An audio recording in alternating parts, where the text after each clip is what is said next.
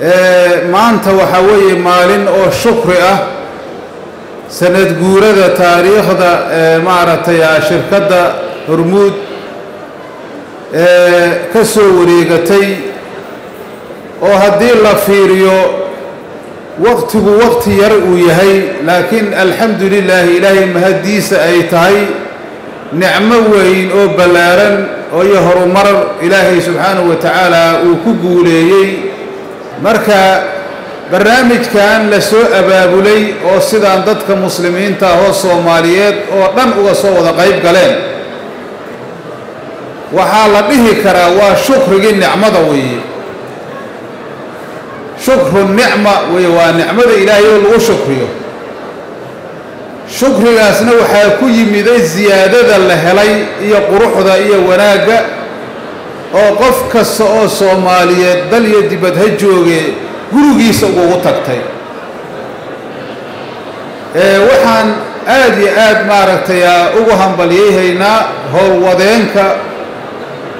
hawshan wada oo heer iyo habeen u taagan oo dhibaato iyo wax kasta soo maray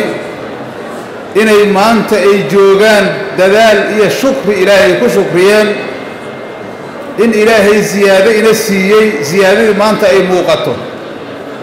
maanta sanad guurada tan loo dabaaldegayo qof kastoo Soomaaliya waa gaartay qof kastoo Soomaaliya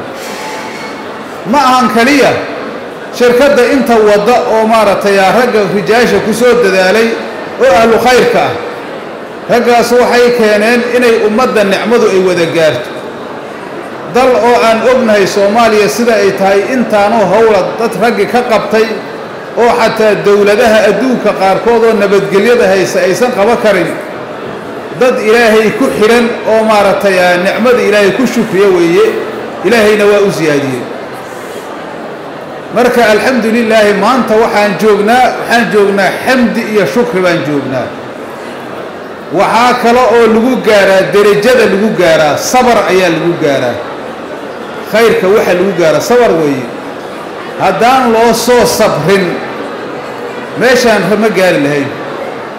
haddii sabar la yeesho shukrina lala yimaado arrintaas waa sii soconaysaa marka waxaan leenahay waa guulaysateynaan leenahay هذا ماشي اسمع عوان guulaystayaasha Soomaaliyeed hada waa Soomaaliya waa xawaaye cinwaan wanaagsan waaye Soomaaliya oo dhammaan guulaysatay oo ku guulaysatay adeega maaragtay shirkadatan ayaa ku guulaysatay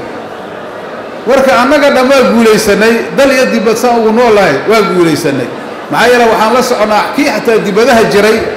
oo dalalka shisheeye jiray meeshiisa asagoo jooga inuu lacagta kaaga soo diraayo wuxuu shaqaystay alxamdulillah shirkadda sababkeeda waa marka annagana waxaan leenahay allaha ziyaadiyaan leenahay insha Allah taala allaha noo ziyaadsho qof gaar ah oo loogu duceeyahay ma jirto laakiin annaga dhama isu duceeyayna maxaa ila nacfiga waa wada haysanaa haddaan ilaahay ku shukrinayna insha Allah taala waana ku shukrinayna falillahi alhamdu wa shukru hada wa billahi tawfiq wa salaamu alaykum wa rahmatullahi wa barakatuh